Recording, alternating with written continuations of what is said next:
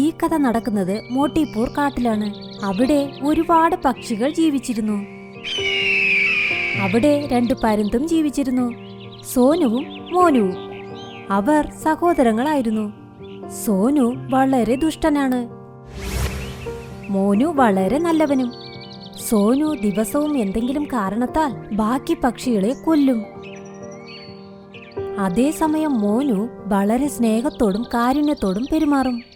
സോനു ഒരു ദിവസം ധാന്യങ്ങൾ അന്വേഷിച്ച് കാട്ടിൽ കൂടെ പറക്കുകയായിരുന്നു.